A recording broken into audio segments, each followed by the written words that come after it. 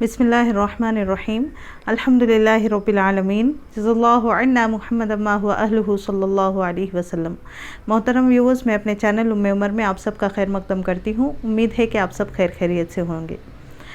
जज़्म यानी सुकून वाला सबक में हम लोगों ने बहुत अहम पॉइंट्स डिस्कस किए थे। वो क्या हैं, हम एक क्विक रिवीजन कर लेते हैं। सबसे पहला, सुकून वाले हर्फ को साकिन कहते हैं। साकिन वाले हर्फ को पहले हर्फ से मिलाकर और अपनी आवाज़ को लॉक करके पढ़ें। और अगर हमज़ा या अलिफ पर सुकून आता है तो हमज़ा साकिना को झटके से पढ़ें। ये दो कैटेगरीज़ हुई।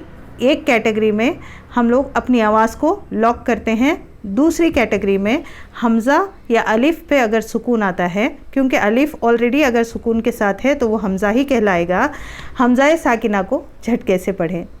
तो आज तीसरी और एक अहम कैटेगरी इंशाल्लाह हम लोग डिस्कस करेंगे। उसके बाद हम लोग नीचे लेटर्स की तरफ जाएंगे ताकि कॉन्सेप्ट क्लियर हो जाए, फिर सबक पढ़ेंगे तो आसानी होगी इंशाल्लाह।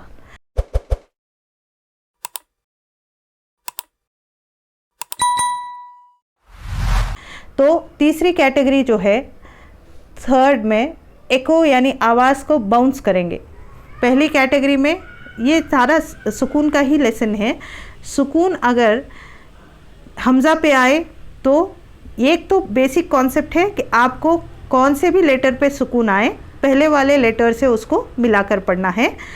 लेकिन पढ़ने का तरीक़ा जो है वो 3 कैटेगरीज़ में लेटर्स को डिवाइड करके हम लोग पढ़ते हैं। लॉक करके पढ़ेंगे एक कैटेगरी, दूसरी कैटेगरी में झटके से पढ़ेंगे, तीसरी कैटेगरी में आवाज़ बाउंस होगी, यानी और एक लफ्ज़ अगर इस्तेमाल करें तो आवाज़ एको होगी। एको किसको कहते हैं?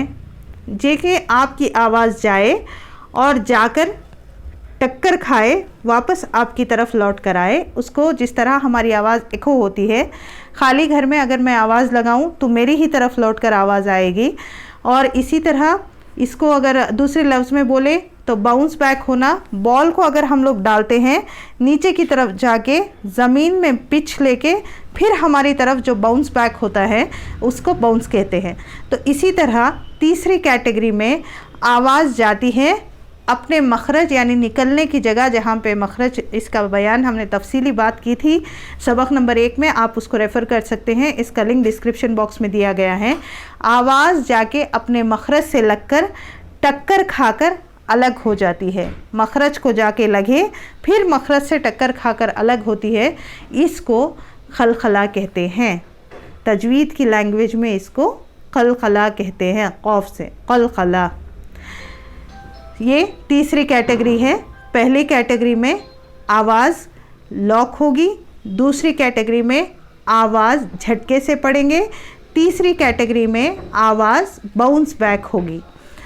अब ये तीनों कैटेगरी में हमने पढ़ा है, लेकिन तीसरी कैटेगरी का आपको एक पॉइंट समझना बहुत इम्पॉर्टेंट है। जिस तरह हमने सुकून वाले में 3 पॉइंट्स डिस्कस किए, थर्ड वाले का एक अहम जो आपको याद रखने वाला पॉइंट है इंशाल्लाह अभी हम बयान करेंगे, वो ये कि हुरूफ़ खलखला, खलखला वाले लेटर्स जैसा हमज़ा साकिना है अलग से, तो इसी तरह बाउंस होने वाले लेटर्स ऐसे लेटर्स हैं जिनको हुरूफ़ खलखला कहते हैं। अगर इन पर सुकून आता है तो आवाज़ अपने मखरज से टक्कर खाकर अलग हो जाती है।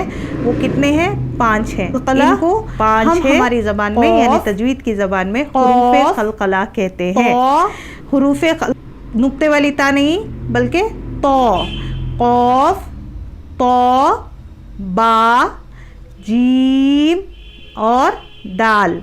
कौफ, तो, बा, जीम, दाल, इनको हुरूफ़ खलखला कहा जाता है, इन 5 लेटर्स को।